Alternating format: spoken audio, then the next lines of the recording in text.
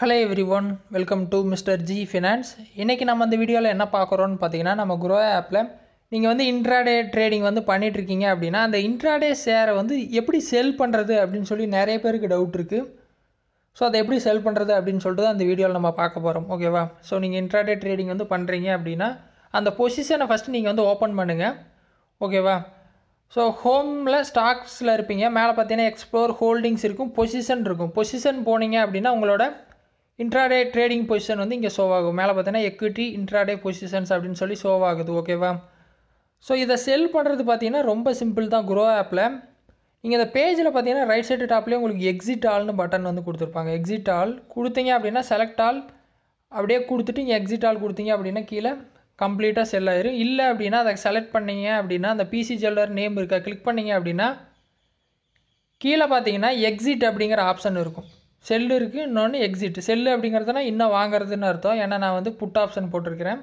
exit பண்ணனும் அப்படினா exit கொடுத்தீங்க அப்படினா உங்களுக்கு குவாண்டிட்டி எவ்வளவு குவாண்டிட்டி வச்சிருக்கீங்களோ ஃபுல்லா exit ஆகணும்னா full quantity அடிச்சிட்டு பிரைஸ் மார்க்கெட்ல விட்டுட்டு நான் பை கொடுக்கிறேன்.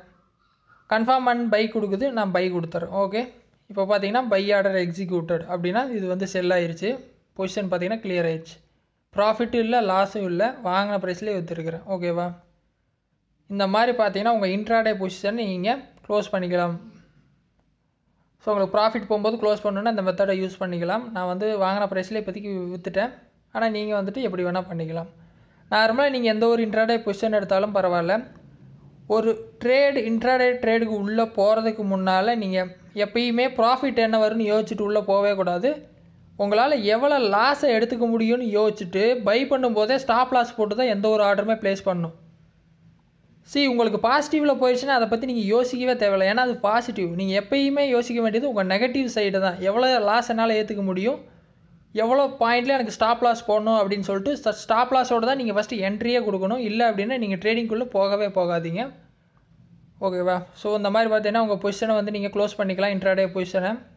ட்ரை பண்ணுங்க. டவுட் இருந்தா வீடியோ கமெண்ட்ஸ்ல வந்து சொல்லுங்க. வேற ஏதாவது டாபிக்ஸ்ல வீடியோ வேணும் அப்படினா மறக்காம கமெண்ட்ஸ்ல மென்ஷன் பண்ணுங்க. நான் வீடியோ வந்து போஸ்ட் பண்றேன். சேனலுக்கு ஃபர்ஸ்ட் டைம் வந்தா Subscribe பண்ணி சப்போர்ட் பண்ணுங்க. இன்னொரு யூஸ்ஃபுல்லான வீடியோல உங்களை நாளைக்கு சந்திக்கிறேன். நன்றி. வணக்கம்.